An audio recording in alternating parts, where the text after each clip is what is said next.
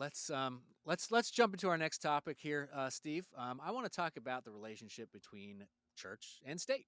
Now, you say in your book that the separation of church and state is misunderstood by most politicians. Mm-hmm. How so?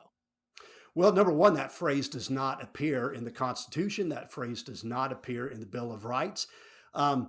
It was probably referenced by one of the founding fathers. It was probably referenced that the idea in the 60s, but it's not found in the documents. The Constitution basically says this, you read it, Congress shall make no law respecting a religion or, whatever. This is why we need to know our history. Yep. The vast majority of the settlers who came to America, and many of those were Christians wanting to live out their lives, came from England. What do we know about England? England has a state church. And even today, many people don't know this. Most people in America don't know this, but the average British citizen, a small percentage of their tax goes to the state church.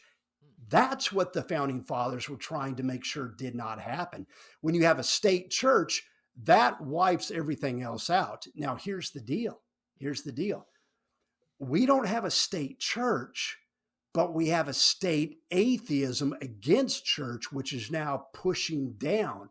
So, Congress is not supposed to make a law that says, hey, we mandate that everybody goes to church on Sunday.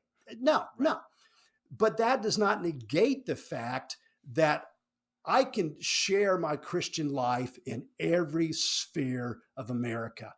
We were in California 5 years. We went out there to plant a church. And I remember there was a community hall that I looked at to rent for some of our meetings. And I got in there, told the woman at the desk what we were doing. And she said, no, you can't do it. What do you mean we can't do it? Church and state. No, I mean, Boy Scouts can meet here. We she wouldn't. So, we eventually went down the street to a public school.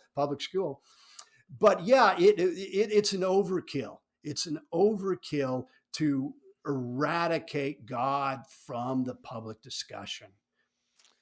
And it seems like that overkill has been turned on overdrive lately. Yeah. Growing up, I don't remember it being so fierce. Yeah, people yelling down Christians for just even mentioning their faith in politics.